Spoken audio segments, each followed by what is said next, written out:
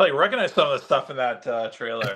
Like, Yeah. Well, what I'm gonna do in the future is I'm just gonna take shit that we showed from the previous week and put it in like the new one.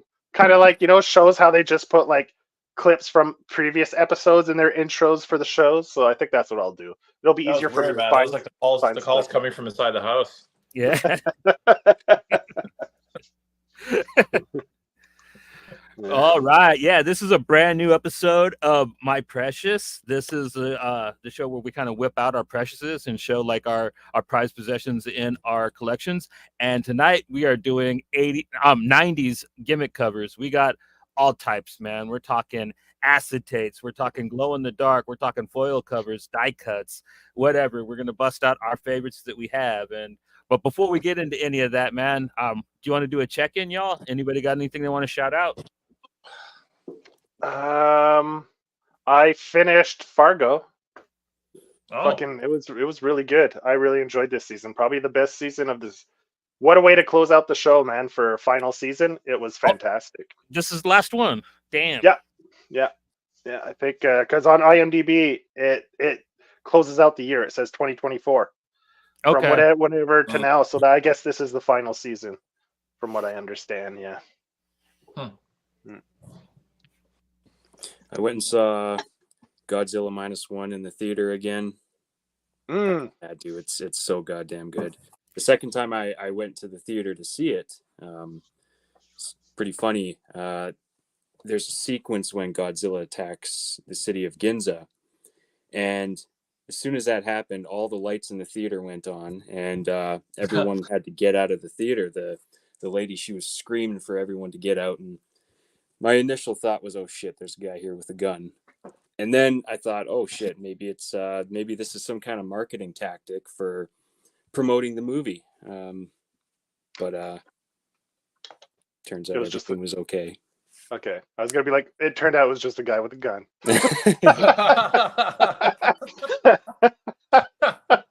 No gimmick, no marketing gimmick or anything. Just some crazy with a gun. I heard that it won't be going to streaming. The Japanese production company is not going to release it streaming. They're just going to do a physical release of it, like DVDs, Blu-rays. Yeah, that's what I heard. I don't know if it's true. I didn't hear it from like a source straight from the company. It was like a middleman source that I heard that from. So I don't know if it's true, but that's what I heard. No streaming platforms. Kick-ass Toho. That's all right. Nothing wrong with that. Did you see it in black and white, or was it in color again? Because I heard they're doing the black and white version now, right? I did see the color version, but there's a showing in town next week, and I will be going to see the black and white version. Cool. I can't wait to hear how it looks in black and white. Yeah, it's gonna be great. I loved Fury Road in black and white. So yeah. Yeah. After Tuesday, I haven't really done much. I read the newest issue of What's the Furthest Place from Here. I fucking love that book, man. It's really getting going again, man. Like, it's really finally picked up. So good time to be reading it. I read the new Cobra Commander issue 1 from was it Image? Image, yes, Skybound. Yeah. It was really good, actually. It was really good. I haven't read like a G.I. Joe comic in like forever. So I'm gonna dive into it. There's that new Duke series, and apparently that Transformers series. It's a tie-in to those two books. Yeah, they're all gonna cross over, I guess, is Kirkman's grand idea. Mm-hmm. Yeah. So yeah, no, I was surprised by it. Really surprised by it, because I saw like all the everyone that read it just really liked it. The reviews were good. Bit of hype to it. I'm like, yeah, why not? Josh Williamson writes it, right? The Cobra Commander. I didn't check credits. I'm the worst for credits. Did you ever catch up on that Marvel G.I. Joe comic? Did you ever find out how Snake Eyes got out from the bottom of the ocean? I never did. You know what? I can't find issue 14. So, yeah. So I'm gonna keep looking, because I do not want to eBay that thing. I mean, it's probably a cheap ass comic, right? For shipping's probably like $25, right? Yeah, you're paying. Yeah. Oh, I actually read something that I've been meaning to read for a long time, and it was pretty quick. I read the first 4 issues of the all new Ghost Rider, the Robbie Reyes Ghost Rider. It's a good one. With Trad Moore on art. Yeah, I read the first 4 issues, and it's not bad, man. I enjoyed it. I think Trad only does the art on the first 5. So I'll read the first 5 and then the first one with the new artists, and depending on how the new artists, how they look, I don't know if I'll continue, but I think that was just like a 10 or 12 issue run. That first Ghost Rider. So I'll probably just go through it anyway, even though it's not Trad on the second arc. So, but I liked it. It was pretty good. Yeah, pretty cool. I think it's one of Marvel's better iterations on like a new character taking over a classic role. I think Robbie's a really cool character, and Trad Moore he's badass. Yeah, Trad Moore. Yeah. Another thing that I didn't mention last time on the last show was I briefly mentioned it to Johnny as I watched the series The Continental on Prime, the John Wick universe series on the origin of what's his name? Winston, yeah, his his story. So it was pretty good, man. It's a 3-part series. They're about 80 minutes each episode. And it was pretty good. I enjoyed it. Anyway, if you like the John Wick universe type stuff, then you'll definitely enjoy that series. Yeah. You know, it's funny. Like, I love the John Wick movies, but after seeing like the first Equalizer movie, I'm actually I think I like the Equalizer better than John Wick. Yeah. Did you see part 3? No, I haven't seen part 2 yet. So no, I'm gonna do a sit down here. But yeah, I watched part 1 a couple times now. It's a great series. Like part 3 was probably one of my favorite movies of last year. It's really badass. Denzel, man, you can't top him, man. It's funny, hey, just like really not much chatter about it. Also read, Johnny brought it to my attention that Borderline is on Kindle for free. So I read the first volume of that. Really good. Love it, man. Like Rizzo's art, in black and white. My God. Really early Eduardo Rizzo when he first broke in Italy, like him and Carlos. So fucking good. So good. All black and white. Oh, man. It's really gritty, gory, cyberpunk. Like, yeah. Good stuff. I'm on volume 2 now, so that's pretty good. Oh, and we watched the first episode of the new True Detective series, which it was a pretty solid first episode. So that's pretty good. Oh, the Jodie Foster. Yeah. Jodie Foster is a real CUNT in this, man. She's nice. She doesn't like people too much. She pretty much hates everyone, so I can relate. And they got some champion boxer to play the supporting role. What's her name? She held the belts in a few weight classes. Let me get her name. A boxer or an MMA fighter? Boxer. Oh. She plays the supporter. She plays alongside Jodie in it. Her name is Callie Reese.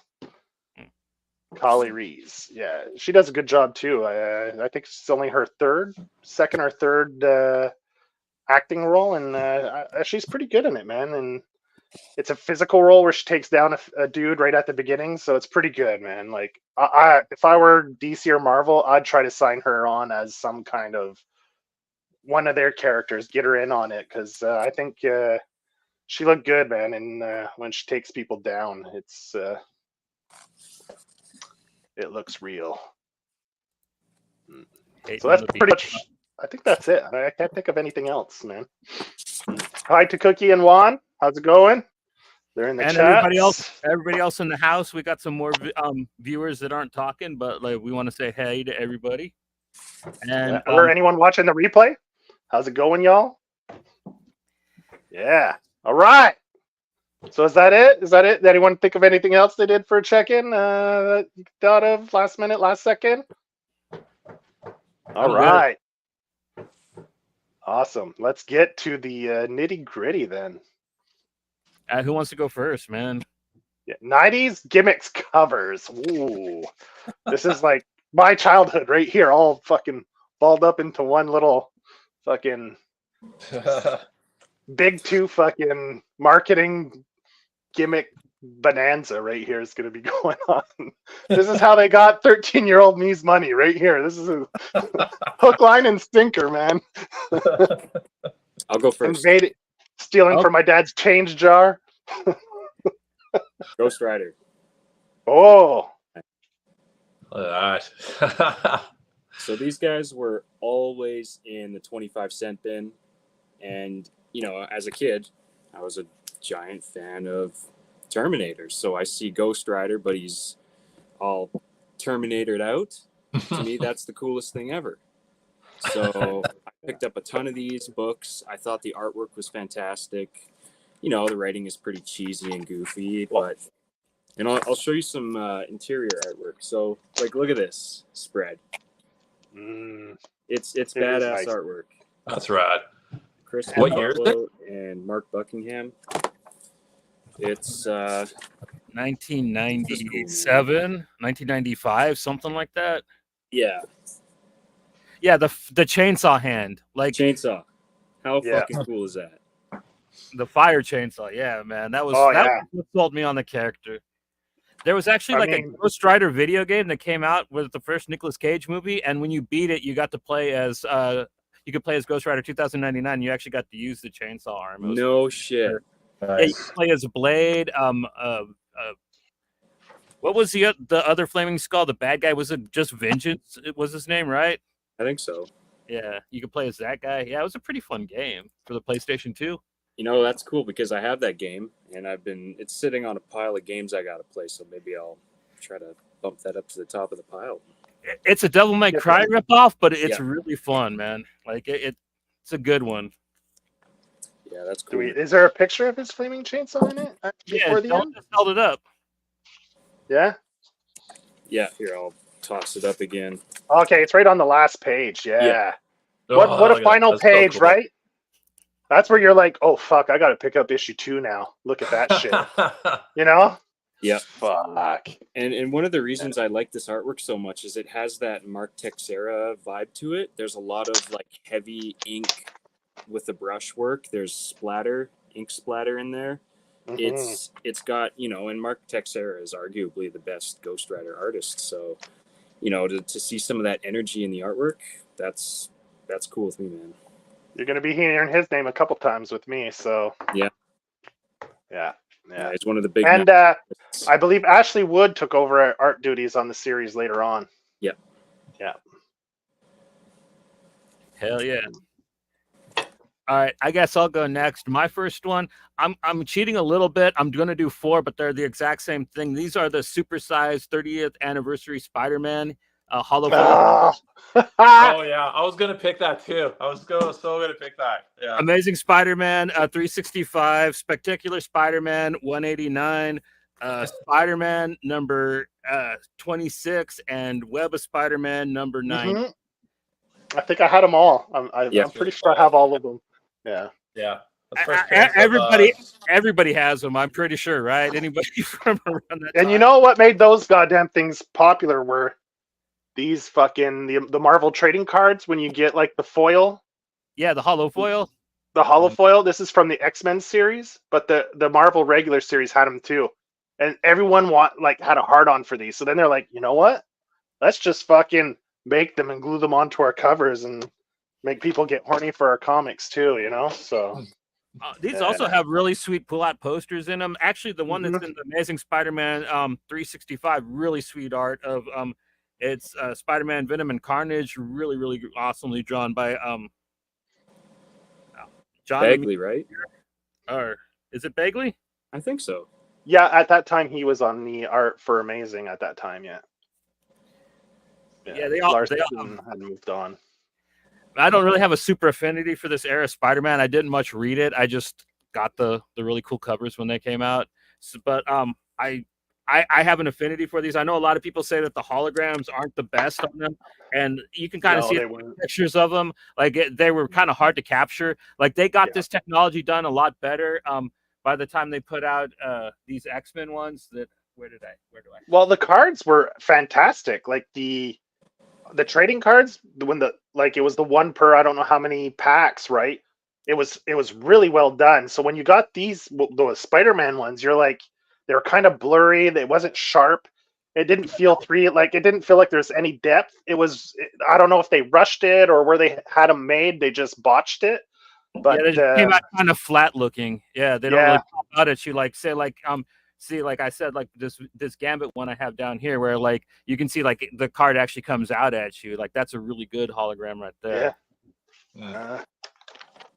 But I still think these are sweet. I think that they're a must-have in my opinion, even though they are like a complete just celebration of that 90s excess, you know? Yeah, I have one from that run, Johnny, as well. The what was it? The Fatal Attractions. Yeah. That was an X-Men. Whoops, wait. Yeah, Havoc. Oh, that's sweet. Hell yeah. Yeah. See. Whoa. Hey, when you're a 13-year-old kid, you're like, holy fucking shit, man. That's just fucking blows your mind, right? But I was so disappointed because it was only like a little corner. Like, fuck, they should have like splurged. Like, I would have paid $5 extra if it was the whole goddamn cover, right? It'd have been so much better. Yeah. But whatever, it was still pretty cool. All right, awesome. Go next. Well, this is Adrian's show, man. So should he go last or should he go next? Seeing as how it's his thing, it's his shtick. We'll let him go last. We'll let the master of ceremony go last. I'll hit it up there. We'll change it up. We did hollow, we did foil. Let's go with the glow in the dark, man. So Ghost Rider. When I was a kid, man, and still today, this rates as one of my favorite fucking covers, man. Like, when I got this, I was like, oh, the flaming skull glows. It was too much. I don't know if it's going to work. We'll see. I'm going to turn my lights off and see if it glows. I've had them up against the light.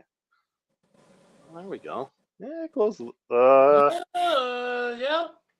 Yeah, maybe the light wasn't strong enough. Yeah, you can't really see it that well. Sometimes it wears out too if you keep it in a bright area for too long. Like it'll. It's in the box, so it's almost always in the dark. So I have that one. I have like the Spectre. Where this one, when you turn the lights off, it shows his body as a skeleton. Oh, sweet! Right? I don't know if this. Let's see. Nah, it's not working. Not working. Anyway, and this I got off a Kickstarter was EPHK. Oh yeah.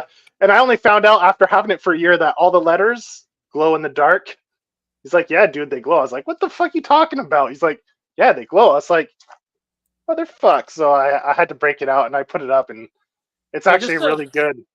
Turn it upside down for a sec. I'm just curious. Just like turn the cover upside down. I was like, wonder if like for some reason I thought it was another word upside down. Yeah, that's his active measures. His not safe for work. As you can see on the back, you know. I wouldn't put it past Nick to put like a secret message upside down in his work, man. He's crazy like that. I got one myself. I kind of shared this with you guys last night. I got the Venom Enemy Within, and there it is. The glow in the dark. Yeah, that's right. Man, some glow in the dark action. Oh man, when I was a kid, and like Ghost Rider was my favorite comic at the time when I was reading this. Like Dylan said, Mark Teixeira, however you want to pronounce his name. I'm not sure what his preference is, but man, he like Dylan said, that's when I think of Ghost Rider. I mean, it's Mark. Mark is the Ghost Rider artist for me. I mean, yeah, he's synonymous with it, kind of like Walt Simonson with Thor. You know what I mean? But he didn't start. It was Silvestri. No, not Silvestri. Saltaires started on it, and he was just inking it. And I think after 2 or 3 issues, then he just took over the book completely. And Javier Saltaires was the original artist for the first 2 or 3 issues, and Mark was just the inker. And then he took over on issue 3 or 4, and did like I think close to 20 issues after that, or 15 straight. And a fantastic job. I love his Ghost Rider to this day. Like, he's one of my favorite artists to this day. because of that as a kid, as a 13-year-old kid. And I love these books back in the day, and the Spider-Man had that too. The pages are black, right? So like the borders, it's always black. It's always on black, and that's something I noticed as a kid that I love. Like all the other books, all the newsprint was just plain paper newsprint, but these, all the borders, the outlines, it's all black, and it just added, it just added that darker, grittier feel to the book that, like a character like Ghost Rider needed. And it just, every page just seems darker, right? There's no white unless the word bubbles, are the only white accents in the page. And I just loved it. It was a great book. And I plan on doing a reread of that Danny Ketch run sometime in the near future. So yeah, love that stuff. And man, what better gimmick than the flaming head glowing in the dark, right? I mean, a skull. I mean, like Todd McFarlane said, man, it's got everything a kid wants. Yeah. He's got a leather jacket with spikes. Mm. Dude has a fucking flaming chain as a weapon. And it's a flaming skull that rides a motorbike with flaming wheels. I mean, what the fuck? And I love the second movie as well. I love the second movie. Spirit of Vengeance. Love it. When he gets into that grinding, the rock grinder, and he brings that scene, and then he yells when he goes down with the things, and he yells into the camera. Yeah, so good. And I love that movie. It was. Yeah, when he's shooting bullets at him and stuff, and he's like just eating them. They just pukes him back at the guy. Like, I love it. It's Ghost Riders. They gotta. I think I'm gonna do a social media post or tweet and just cast all the like different possible characters for Ghost Rider and see what other people think it should be, because now they're doing those Marvel spotlights, so why not bring that character back, right? Well, the big rumor was Norman Reedus, right? Yeah, they've been saying that for a long time too. Yeah. As Johnny, yeah, I could see him as a Johnny Blaze. I've also heard they wanted to get Keanu Reeves too, because he's like all into motorcycles as well. Yeah. Well, he definitely has the scruffiness. But he always tells them no. They go after him all the time, and I hear he tells them no all the time. So who's that? Keanu. Yeah. They've asked him about several projects, and he's always telling them no. Did they offer him Doctor Strange in the beginning? They haven't said exactly what, but they said that they've asked him quite a few times if he was interested in stuff, and he kind of just politely turns them down. Because he doesn't have a little bit of a Doctor Strange look to him, Oh, dude, no. Doctor Strange for me should have been that like that actor from the Mummy series. He was the Jonathan Hanna. Yeah, I think that's the dude, right? He was what the fuck is his name? Whatever. I think that would be a pretty sweet choice. But if you see him now, right, he looks perfect, man. Like he was just like, he's so ideal. Like he's just right there, So I mean, Cumberbatch was okay, but you are talking about the goofy brother character, right? In the Mummy. No. Oh no. Talking about the Middle Eastern dude that was, yeah. Oded Fair. Yeah. I don't know. My vote's for John Hannah. John Hannah would be pretty good as Doctor Strange too. All right, so that's my first pick. What do you got, man? Well, it's funny because this little genre you picked, this is basically the exact time that I bailed out of comics, right? So I completely missed all of this, hullabaloo, right? And so, I mean, because I didn't get back until 5 years ago, really, into comics, so I missed all this shit. But I picked up a few, over the years, right? Last few years. And so the first one I picked was Punisher 75. So it's embossed. Yeah, it's embossed. So we got a little bit of foil going on here with the knife, and then with the Punisher, the 75 is actually embossed as well. But I like too, how how they kind of incorporate the skull motif on his face, and that's embossed, just popping out nicely. But it's a fun little book. It's just some crazy you know what I mean? It's they don't fuck around. And this is just a straight up, Frank's just basically just hunting down a mobster and just wants to fucking kill him. That's all he wants to do, right? And then at the end, it's his Frank. He's holding on to this mobster, and a cop is there, right? He's like, "I gotta take you both in," and Frank's like, "I'm gonna kill him. I'm gonna kill him," right? He goes, "You can't kill him. It's not the right way," and all that. And And Frank's basically saying, well, if he threatened you or me, you'd shoot him, wouldn't you? He goes, yeah. And so Frank basically throws his gun to the mobster, and the mobster's like, yeah. And then the cop ends up shooting him. And so it was just anyway. So I just like grabbed this. There was like a bazillion of these in the dollar bin over Comic Fever, and I don't know what it is. I just like the simplicity of it. It's just yeah, goofy as hell. Yeah, there's a bunch of Punishers that had like this kind of vibe to it, or the whole kitschy whatever. But yeah. Got Chris in the chats. How's it going, Chris? Cool, man. I have a similar cover to that for my one of my other picks. So yeah, I dig it. Good pick. All right, back around to Dylan. Okay, you can see the reflection in my face a little bit. We're going real shiny with this one.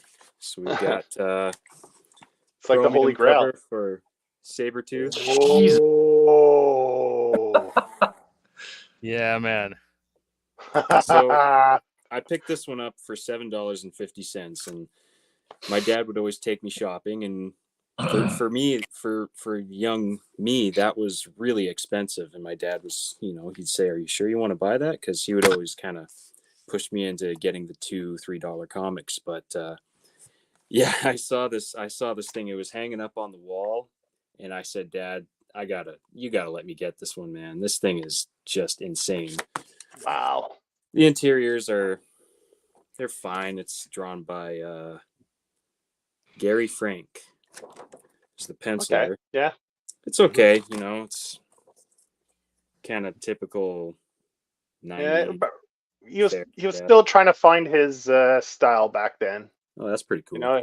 That Those is a nice glossy splash, pages? man. That is a nice splash. Yeah. He took over for Incredible Hulk from Dale Keown back in the day when Dale left for Image.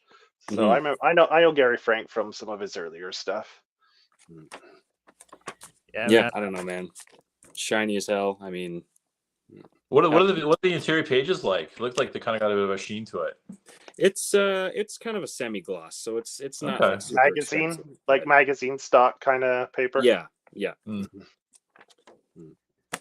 I busted out my X-Men Alpha. Nice. Pretty much the same gimmick type of cover. What is that type of foil called? What is that? Chromium, man. They call it chromium back in the day. Yeah. Okay, that's the name of that process. Because like if you look at the inside, it's all just metal. You know what I mean? There's no. Yeah, it's foil on the inside, and you can see like the embossed a lot more on the inside of the cover. Yeah, it's really rad. Yeah. Like so that's what that style's called. I never knew what that was called. Yeah, chromium. Yeah, Chromium. That's what we referred it to as chromium. Yeah. All right. So is that your pick, Johnny, or? No, I was gonna go with an acetate. I busted out issue 4 of Kurt Busiek and Alex Ross's The Marvels. I only have this issue of this floppies. I do have the trade paperback for this. I love the art in this, man. Alex Ross's art in it is so gorgeous, and I'd never seen a comic that looked like that on the inside before. Sadly, I don't think that this is some of Busiek's strongest writing. I don't like the moral of the story of this book, but I do recommend checking it out and reading it. It is of its time, you know what I mean? It's definitely like iconic. And yeah, but this acetate cover, it's really rad. It's the first time I ever saw it. I didn't even know what the hell an acetate was, but it's pretty groovy. I wish there was a little more to it than just the name and the banner. I wish like Spider-Man's eye came with it and you saw more of Green Goblin and Gwen, but it's still a sweet cover in my opinion, and one of my favorites from that era. It was very eye-catching and quite different. All the Marvels had this type of cover, but I like this particular Spider-Man cover the best because I don't care. I'm not even a Spider-Man fan, really. But yeah, the Harleen. The Harleen has an acetate cover for the hardcover as well. Yeah, a lot better of an acetate too, because you got the actual. You pull her whole face away, and you see the actual. Yeah. I wish I had that one kicking around on the desk, but I put it away because I cleaned up my office the other day. So. But that was all right, man. So, shit, man. Dylan fucking stole my thunder, yo. Because guess what? I have fucking Chromium covers as well. When Valiant came back, they came back with a series. All their first issues were all Chromium covers, man. Like this is a Joe Quesada Chromium cover for XO Man of War #1. Damn. And like Dylan had showed you, you look at the inside and you can see this is the only one where they did a full cover for their run. Because all the other ones were done kind of Marvel style, where they Bloodshot #1 was a they cut it out and glued it on. So that's a Barry Windsor Smith cover in Chromium. That's for still Bloodshot. sexy, man. Oh, wow. And it's tasteful. I think Bloodshot. that fits Bloodshot better than having a whole, overdone Chromium thing. And this is the one I love the most because at the time I was in love with fucking Bart Sears, man. He did a Turok. Valiant had the rights to Turok back in the day for these. They got it and from he Gold. did- so he did a Turok. He did the first 2 issues of Turok for Valiant, and he did a Chromium cover, which was to this day I still love it. I loved his Turok. He was so badass, and to this day it's some of my favorite. Like they still make Chromium covers every once in a blue moon, and every time I see them, I'm like, oh, it's so good. I loved it as a kid. It blew my mind because it's like it's foil, but with like texture to it, like just a very subtle emboss of like, let's say the lines, right? Like the outlines of stuff will be kind of embossed. Like if you can see, I don't know if you can see it well here. Yeah, The you can see XO, the ridges. you can see the outline of like the character and stuff. So it creates kind of this very slight depth in the cover and stuff. And man, and I back then I loved Joe Quesada too. Back then, like I loved his art, and this was just. I probably wouldn't have bought a Valiant book if it weren't for that. To be honest, if it weren't for those goddamn Chromium covers. And they did the crossover with Image, that Deathmate crossover, I think it was called, or Death Watch. I can't remember if it was Deathmate. Deathmate. Deathmate crossover. Started shortly after they relaunched Valiant with all the #1s and everything. So What killed Valiant? yeah. Yeah, but woo, their Chromium covers were at the time fucking rocked my world, man. Yeah. All right. What you got, Adrian? Well, so I'm gonna lazy me, right? I'm bringing up the book that really kind of started this one. So the one I brought in after hours was the was the Namor, right? 37. Right. Yeah, fucking thing, Yeah. right? Yeah. And it's so funny, and we talk about too, like the Jai Lee, interiors. Like this is just like a really, really, really, really gorgeous book, man. There's just It is. Like it's just like it's so stylistic and it's dark and it's just like I fucking love this book. Like it's just like just some of the pops, right? Mm-hmm. Really minimal, in the color palette, but just The heavy ink. Also, Love the Frank heavy ink. Miller vibe to it. Yeah. Just but yeah, that cover, the cover is so retarded. Like it's just like kind of similar to the Wildcats cover. Yeah, with just the foil in the background. Yeah, really nice too. And I like the reimagining of Namor in this too. Got a pretty good look going on, and it was a good book actually. The read was okay. Well, it was good. I mean, a little dark at times, like kind of hard to read at times, but I mean, all in all, but that's DCO's. They got to send. DCU's got to send Jay Lee and Marvel a paycheck, right? Because Jason Momoa's Aquaman is pretty much Jay Lee's Namor, more or less. Yeah, straight up. Oh, so good. Gorgeous book, really gorgeous book. Like, it looks way better in person. Yeah. Mm-hmm. So, and actually, I went to the comic shop that following weekend, and I went through the bins. I was like, "Oh, let's go see if I can find some Jay Lee Namor." And that one was there. I picked it up. I have it in my box. I forgot to pull it out. Nice. So I figured you might show that one, seeing as how you didn't show it on air. I thought I pulled it out, but I don't see it here in my magazine box. Oh, there you go, man. Shit. I wish I had mine. If I see it in the wild and if it's for a decent price, I think it's one of those ones I'll just like buy another copy. Yeah.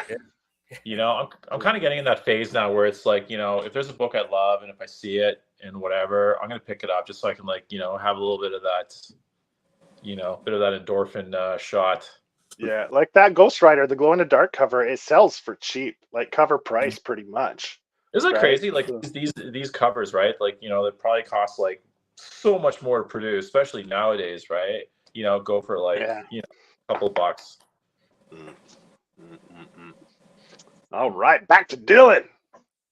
Okay, when I saw Adrian pull out Punisher 75, I immediately remembered this other Punisher comic I had in the same series. It's a double cover, number 57. So this one here, it's got like a wanted poster on the back. I think that was the idea, is this texture and this color. It kind of, you know, gives off that that old newsprint like wanted poster. On the wall. It's also a double cover. It's got a photograph of this dude here.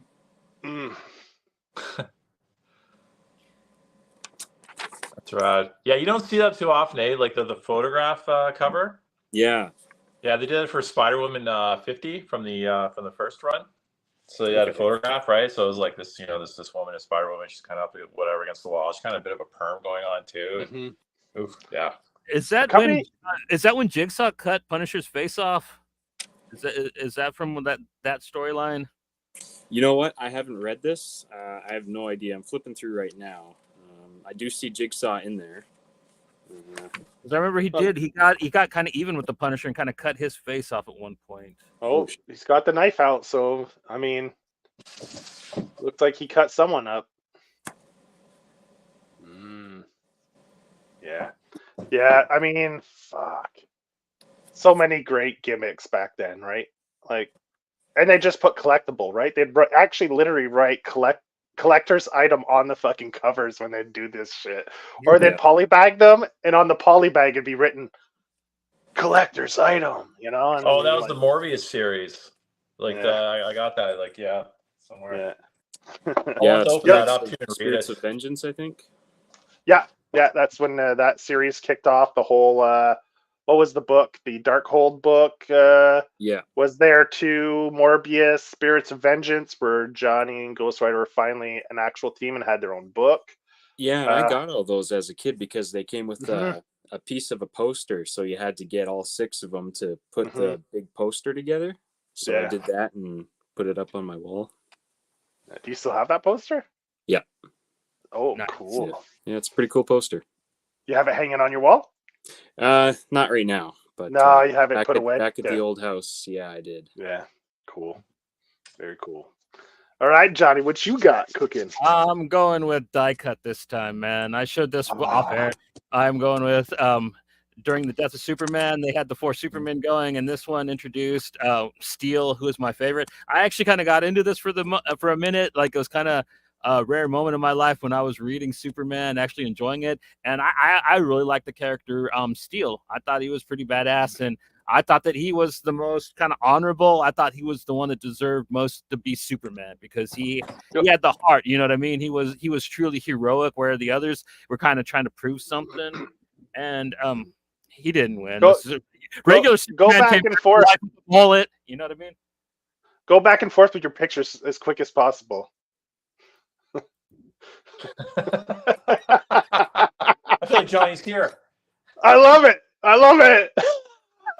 This is gonna be my favorite episode of all time.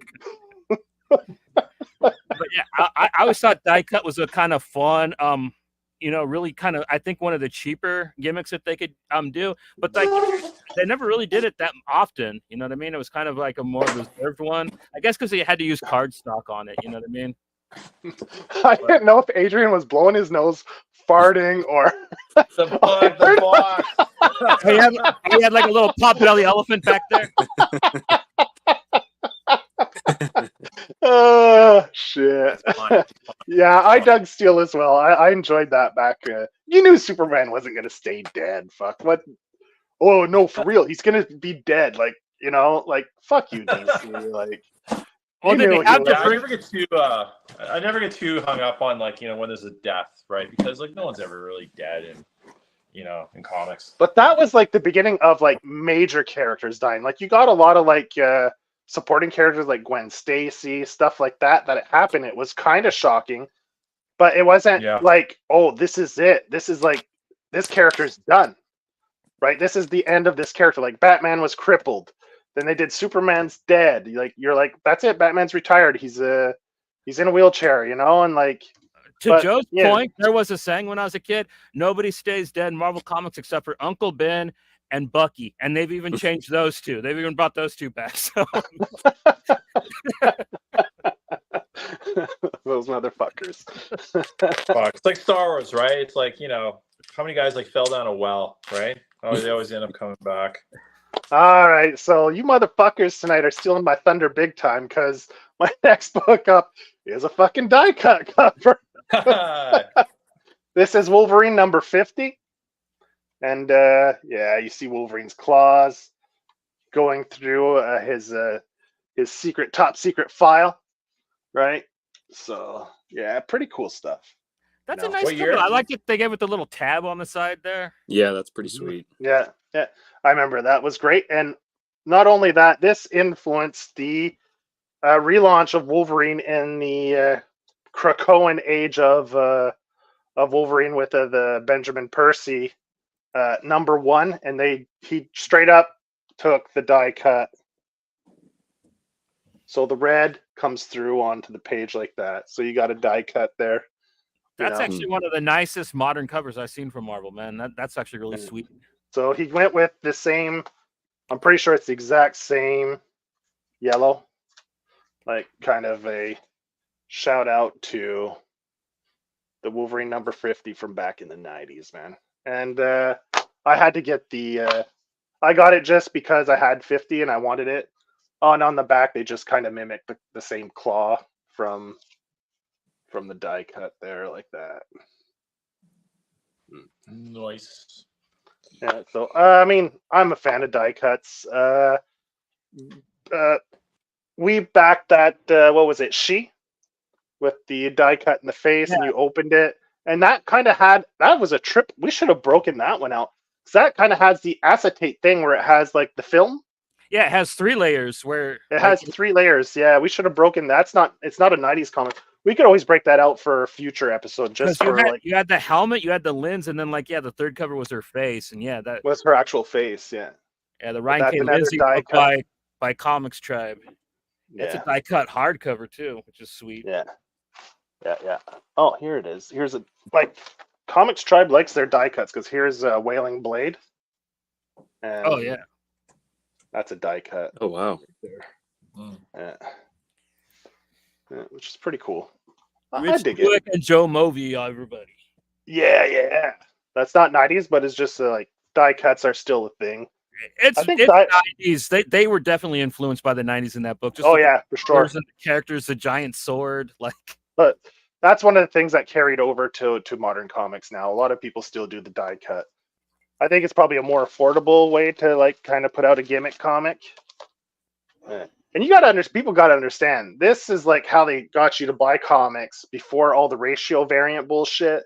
You know, now that's how they get, this is a 1 in 10. This is to create that buzz, that hype for covers.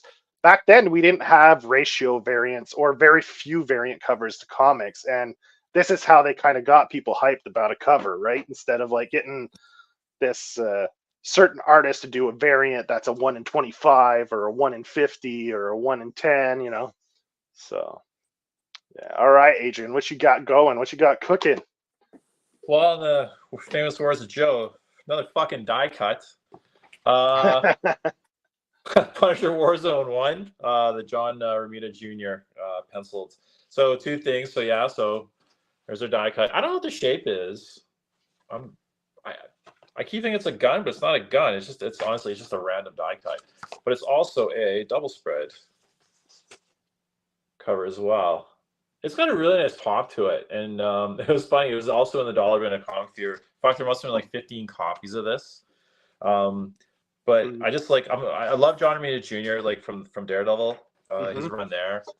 You know, so you got a vertical splash. And it's funny, like the colors are actually pretty. The color palette is really muted in this, and then they actually did another version. There's a more colored version. Those in the back there. But yeah, I don't know. There's something with die cuts. I just realized my daughter's got a few DC ones too. I should run upstairs.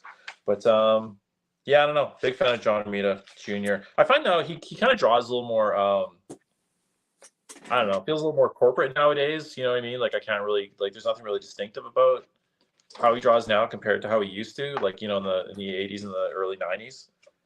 Yeah, around you know, Kick-Ass, he kind of found a way to streamline his look. Like streamlined, that's what it is. Yeah, he kind of had like this, like really used to be really simplistic, and you know, he had like his background line work was really cool. You know, like he would just make patterns just out of like, you know, just straight lines, and he almost had like an indie vibe to him. And he was just unique, you know, amongst whatever all the other Marvel artists at the time. But now I just, like I said, I just kind of just find his stuff's a little white noise right now. So maybe, I don't know, maybe just, well, I mean, people change as they get older, right? But I liked his work on was it World War Hulk? I thought he did some pretty decent work on that one. All right, Dylan, right back at you. So I wanna cheat a little bit with this one. All right. So this one isn't exactly a gimmick cover. It's also an album cover. Nice. But I mean, what better gimmick than to get a comic book artist to do an album cover?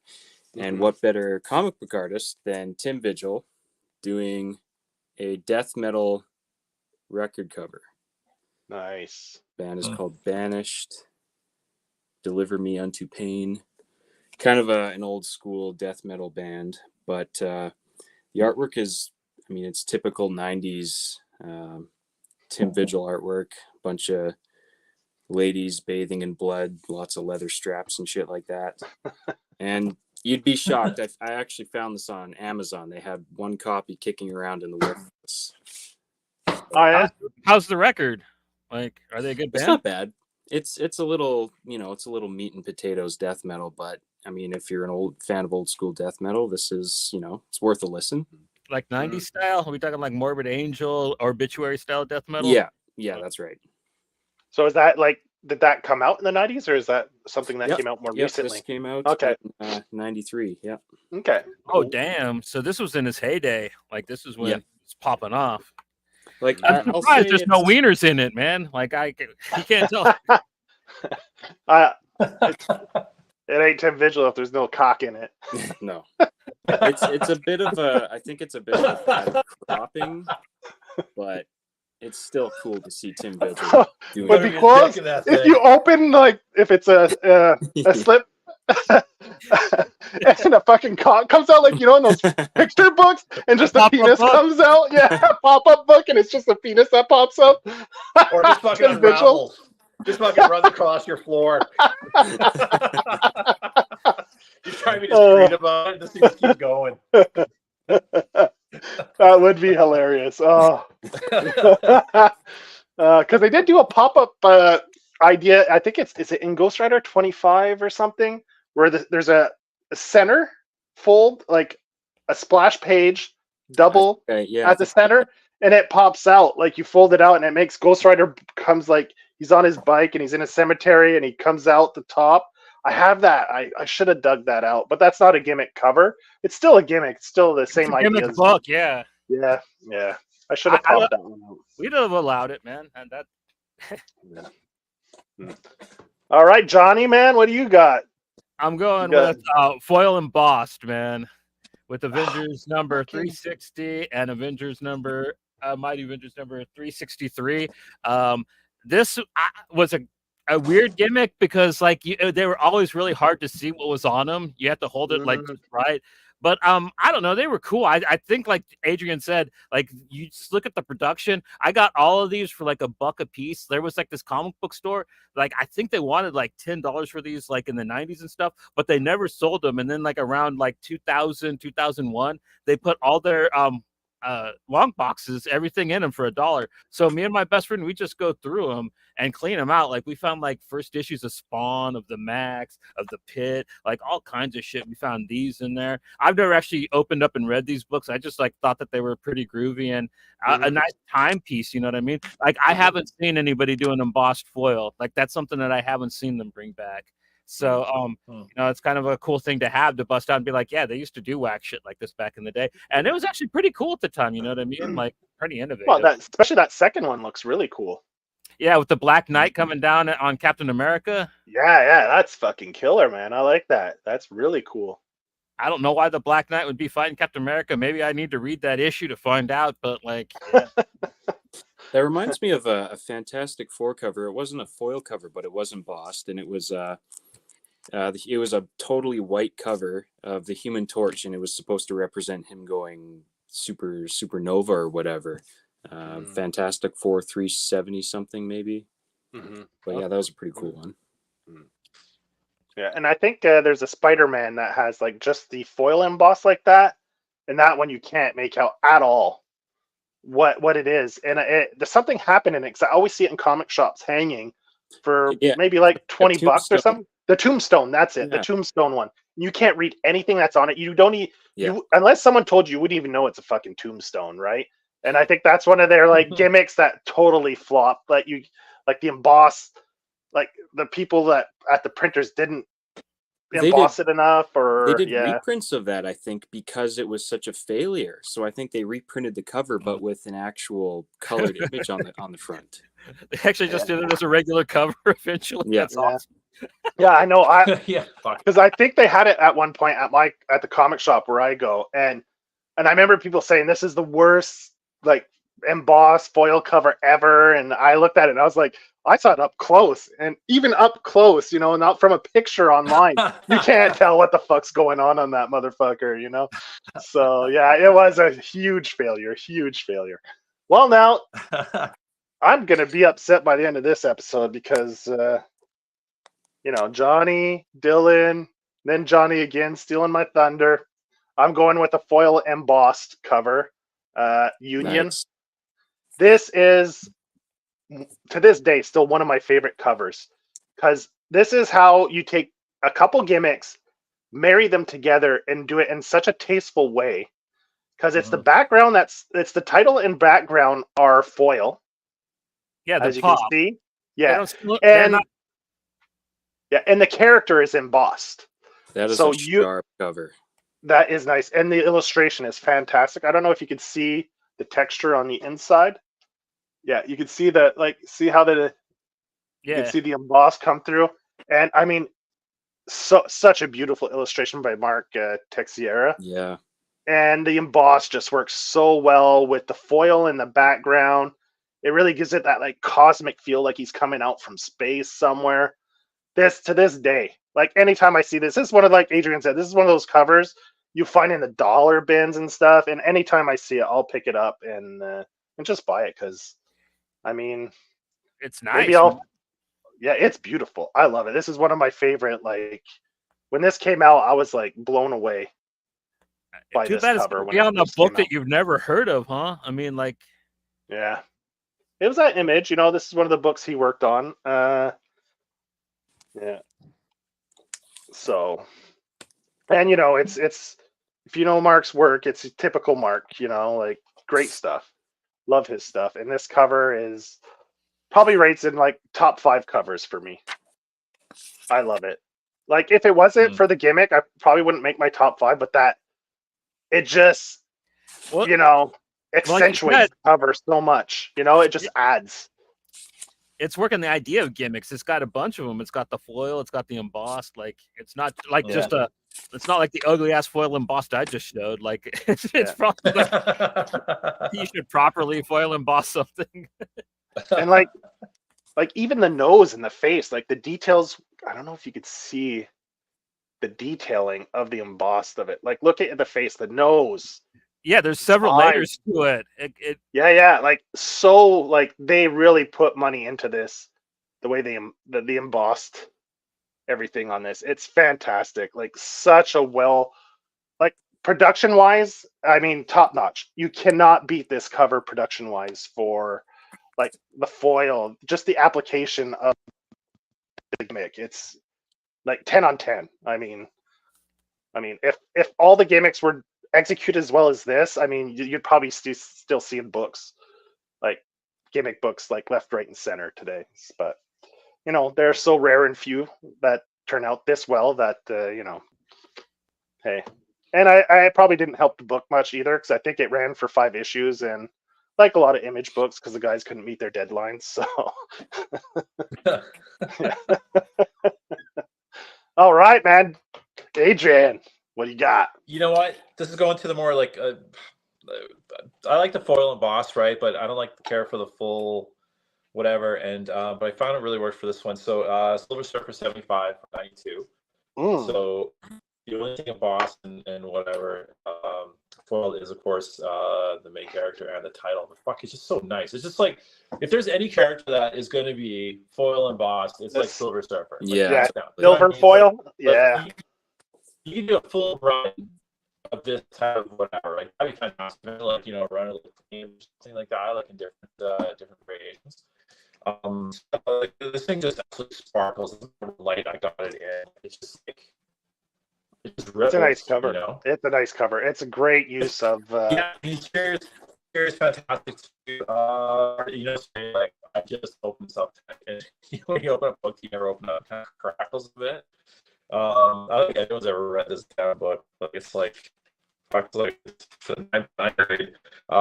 So Ron was did the interiors. So I mean, typical surfer. Adrian needs to charge his battery. I think we just found out Adrian's a robot. His battery's dying. You're glitching out and you get robot voice and you're freezing all the time.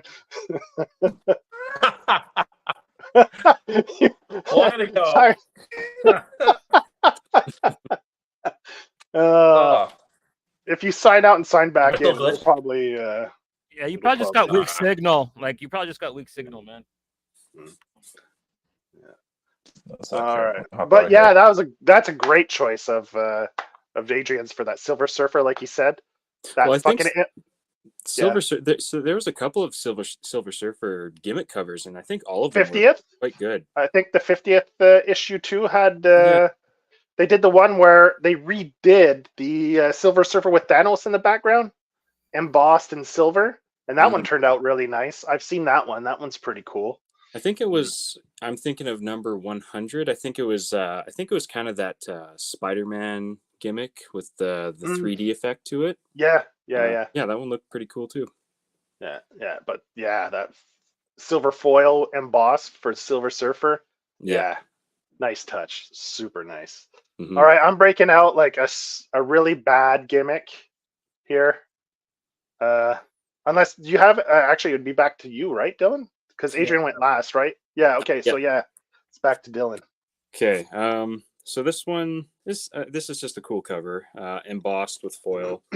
The Incredible Hulk versus Venom. Oh, cool.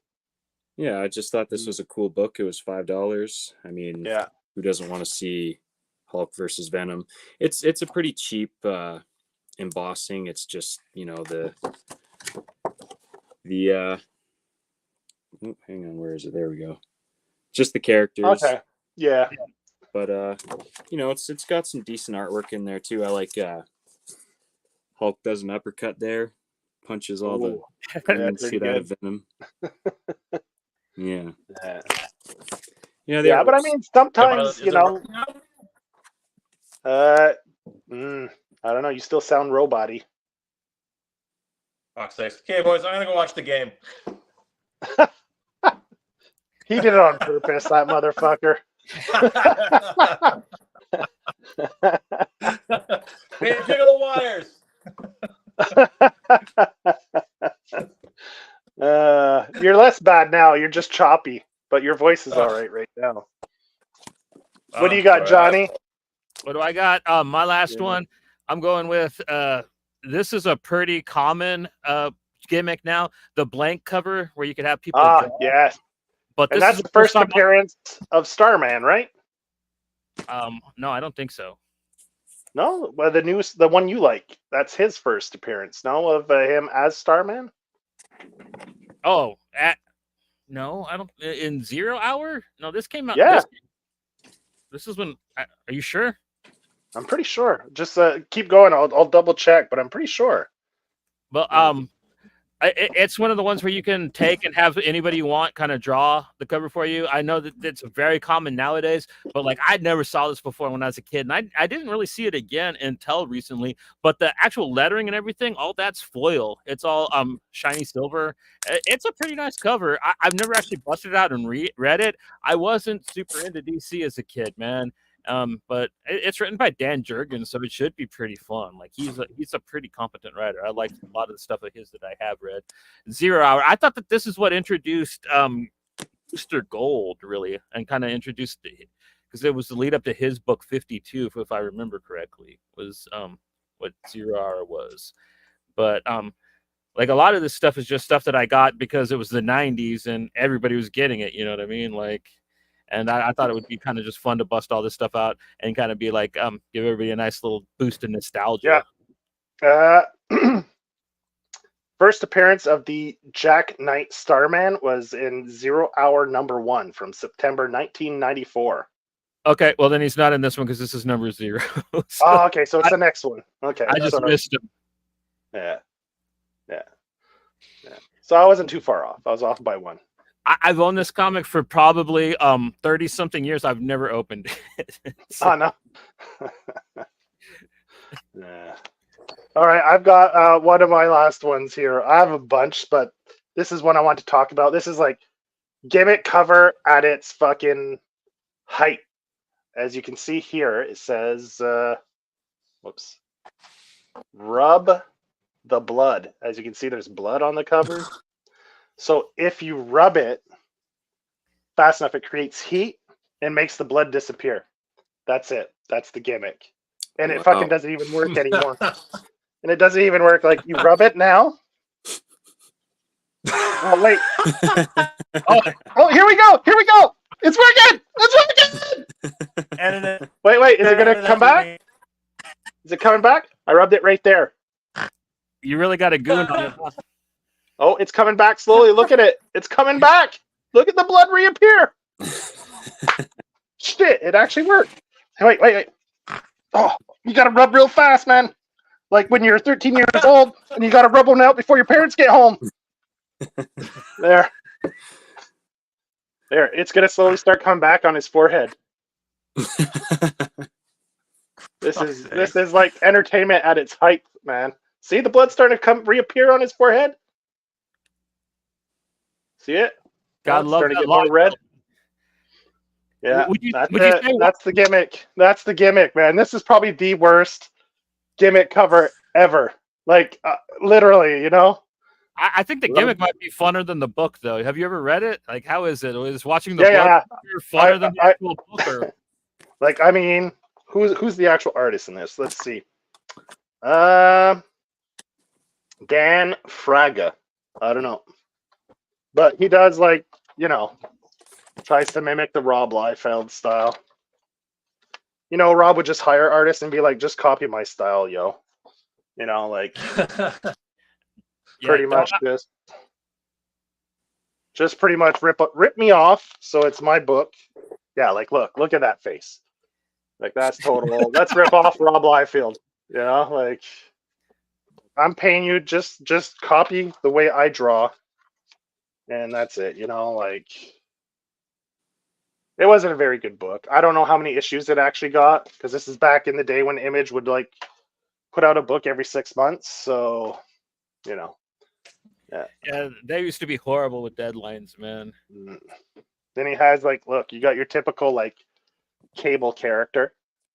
You get, like, your Wolverine ripoff, you know, and, well, then you get this girl that looks like a bug. I don't know what the fuck she's supposed to be doing. She looks like Boom Boom from X-Force, straight up. And you get like this fucking robotic samurai looking character that he put zero effort into designing. Really bad. Yeah, that's pretty much it, man. Blood Brothers. Oh, then of course you get the final page where it's like them when they were like back in the day.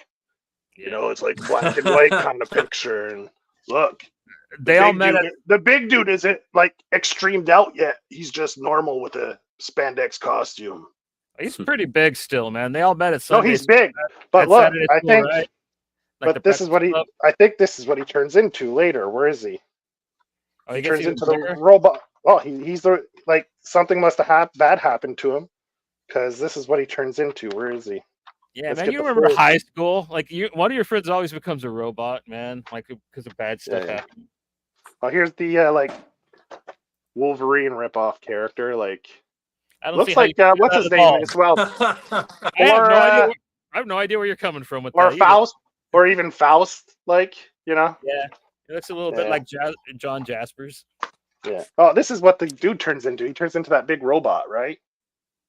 After, like, Is that what that is? Put that back up. oh I couldn't shit, even make man. out what that picture even was. Like, I gotta find it now. I fucking turned the Never mind. page. Oh, here it is. Here, maybe I was holding it too far. And There, he's Bob's like, finger that's on his, the page. that's his head. The gun's Okay. shooting. I see him now. Yeah. He's got like that, you know, the Gatling gun style. Okay, this is like him. Just boom. That's the big dude. He's in a Okay, he's like a mech now.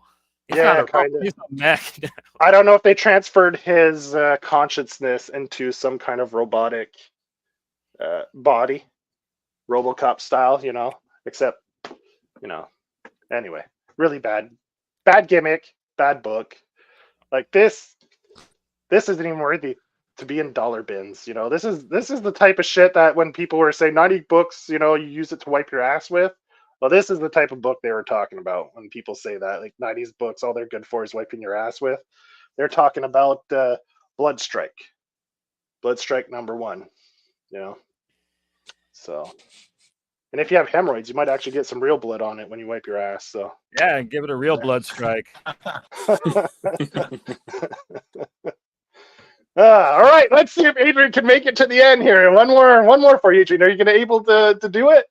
How am I coming through? Your voice is good. Huh?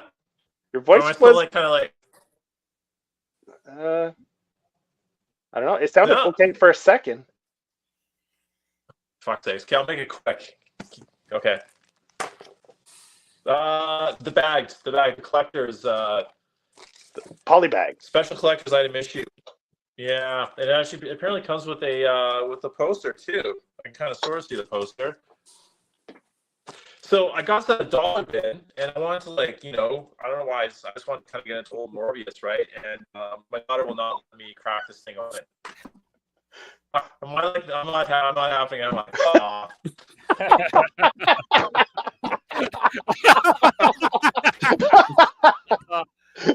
He sounds like what's the fucking robot from Deadly Friend? Yeah, he sounded like BB, but I just BB. you're laughing off. Sounds like BB. He sounds like BB.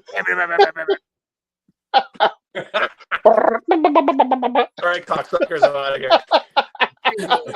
All right, have a good game, man. Yeah, Adrian. Okay, I'll talk to you guys later.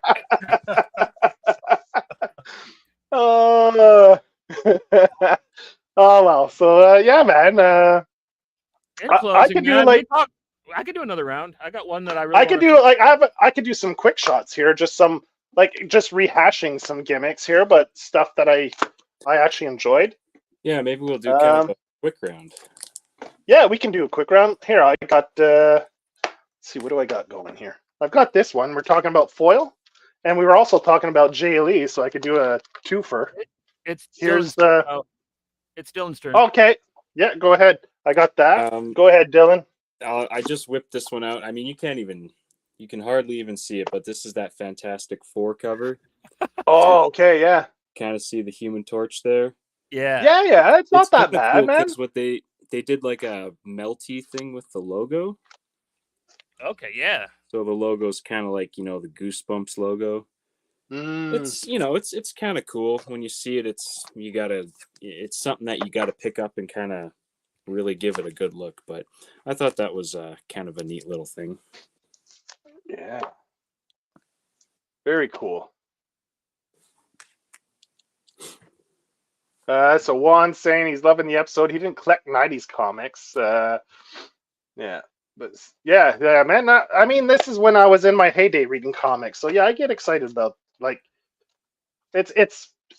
I mean, they're not worth anything, but I mean, I get excited about it because right now is basically the second 90s of comics, man. Like the 90s are just happened again in comics, and basically the 90s crash is happening right now in comics. So yeah, you're living through it. Like they basically did most of these gimmicks again. Like they just did them a little better this time around and made it actually like pop with like Joe brought out the ratio variants, which still aren't going to be worth fuck all in a couple months. So get ready for that. People that spent way too much money on those. Sorry. But my lightning round, dude, I absolutely love these. These are issues 1 and 2 of Evil Ernie, The Resurrection. They're foil covers. This one, they were making fun of Rob Liefeld Marvel stuff. They gave Evil Ernie a robot arm and a big ass cable gun and shit. And then this one, I just love the way that they drew Evil Ernie with an afro for some reason on this cover. The background, the lightning back there is all foil. It's a sweet cover, man. I absolutely love it. I got right here, Venom, Lethal Protector. Hell yeah. Oh yeah. Yeah, the red foil background. Yeah, I love this miniseries. I like it a little bit better than the Enemy Within that I showed earlier. That one's fun, but like I don't know. I guess a lot of people would say that Lethal Protector is like the good guyification of Venom when they first really started that, turning him into a good guy. But I still really like the idea of him protecting the bums. You know what I mean? Going to San Francisco. Dylan busted him out earlier. I got my 2099 covers as well. I got X-Men 2099 with the blue foil. I got Doom 2099, probably my second favorite 2099 comic. Hulk 2099, which terrible comic. But out of anything I talked about tonight, man, if you're gonna pick up and read any of it, Peter David, Spider-Man 2099 still holds up beautifully. Such a great series. I highly recommend reading this if you have not. It is super good. If you ever pick up anything from the 90s from Marvel and really dig into it, I think that this would be a series to highly recommend. Great art, and yeah, just a beautiful cover. And that's kind of my lightning round. All right, so my lightning round is going to be foil madness because the 90s were about all the foil covers, right? So here is a beautiful Jay Lee, a twofer again, a beautiful Jay Lee cover. Oh, I have foil for awesome. Wildcats trilogy. Beautiful cover. Like the foil's really well done on this one. The foil is actually a little bit slightly textured, which really lends itself well to Jay Lee's style back then. Yeah. Because like you could see like he drew like all the little lines in the fold of the clothes with the heavy blacks, and it just lent itself so well to the cover. It just accentuates just what Jay Lee was doing back then. And he had some very dark kind of looking art. And back in the 90s, I collected the Marvel cards, right? Oh yeah. Man, like I was loved that. The first and second series. And I also collected the Jim Lee X-Men series of cards as well, where Jim Lee drew all the characters in a series of cards. And of course, you can't just have a normal card set. There's a gimmick to it, like I said before. So I'll go through all my holo foil cards. From the first series, you got the Hulk. Let's see, can you see the Hulk? Yeah, there he is. There's the Hulk. You get the Hulk. That's one. I had this one. I love this one. This is what like everyone wanted the Punisher from that first series, the 91 series. Got the Punisher on a rooftop shooting his gun. Then in the second series, you got this one's pretty good. You get a Sam Keith. Wait. Yeah. There you go. Sam Keith Hulk. Nice. Oh, there you go. Now you can see him there from that angle. This is the thing with the foils, eh? You always had to work the angles, right? You got, I think that's a Weeks Ghost Rider. Yeah. There he is. Yeah, so you get him there. You got, then I got into the Jim Lee series. I have my Wolverine. where he's punching through like a robot. So you got the claws and everything. That's Jim Lee. You have Cable.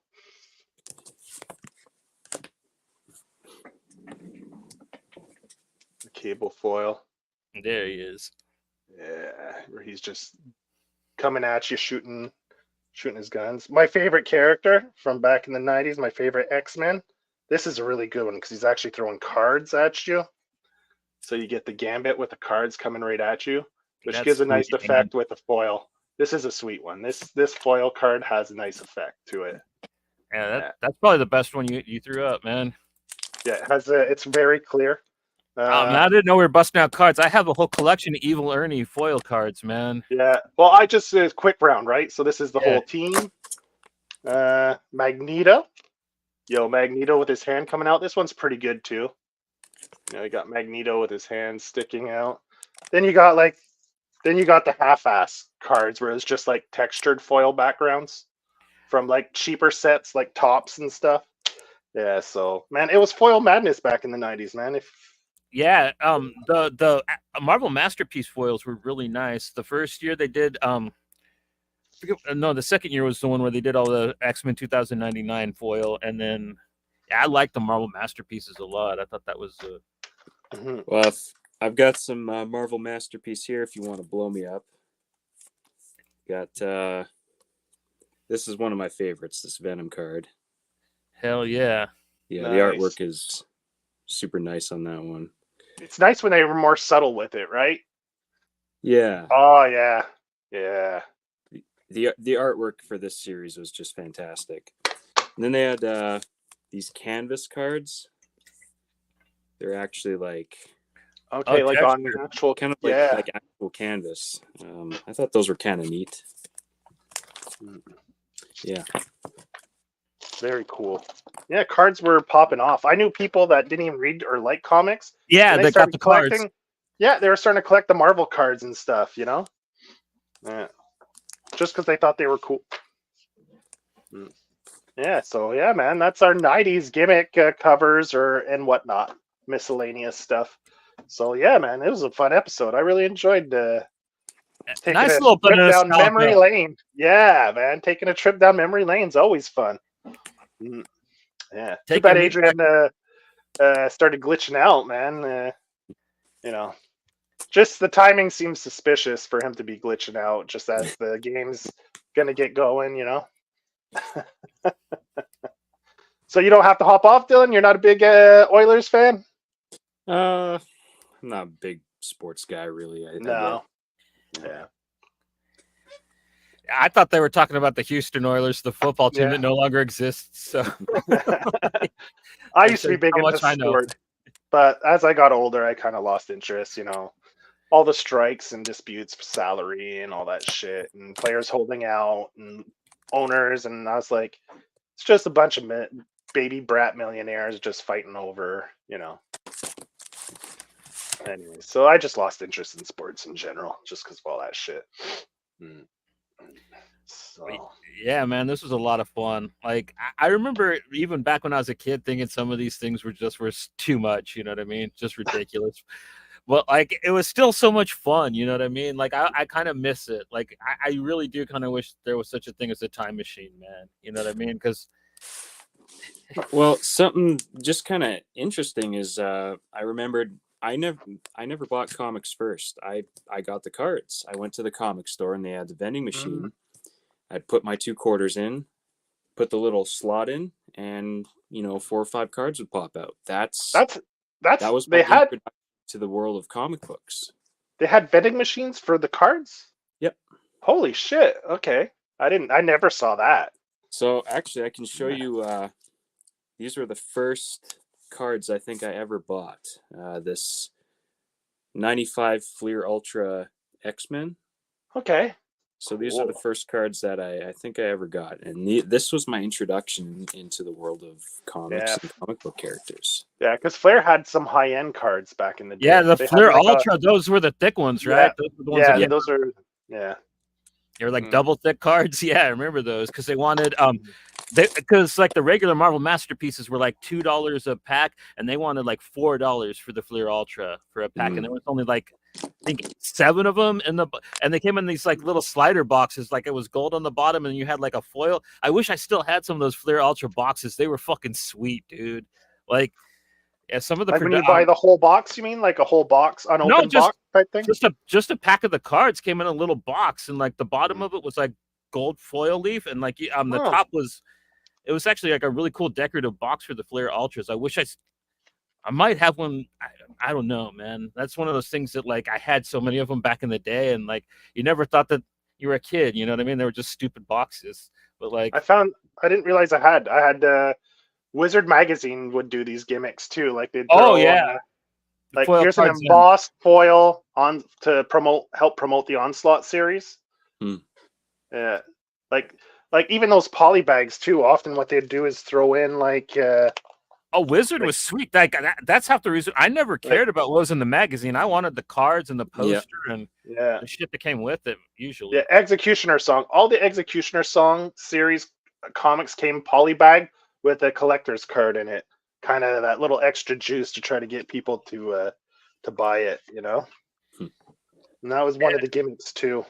Yeah, the first comic I remember them doing that with was when I got X-Force #1. Like I got a Deadpool card, and it came in a poly bag, and I think it said it was a collector's item. I wonder if that's disputed, but no. But yeah, man, like the cards were awesome. The covers, like as a kid, I mean, it was fun.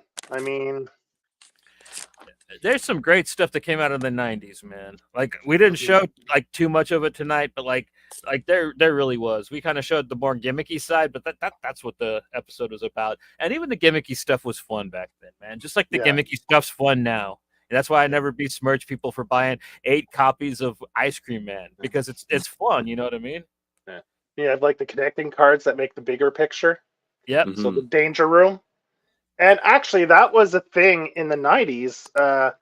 Instead of doing variant covers, what Marvel did for X-Men #1, when Jay Lee started his X-Men, they did the connecting covers. Yeah. So they had, 4 or 5 different #1s for X-Men #1.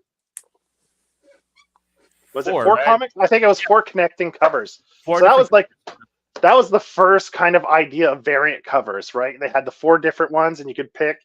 You know, as a kid, I didn't have the money, so I didn't get all 4. I had to sit there and look at all 4 and pick which was my favorite.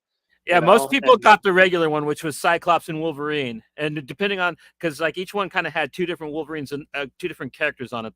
The main one had Cyclops and Wolverine on it. Then you had one with Gambit, Colossus, and Rogue. I think. No, Colossus wasn't on the blue team. Okay. But I got the Gambit one, I think, with because he was my favorite. Then you had the one with Magneto by himself. Yeah.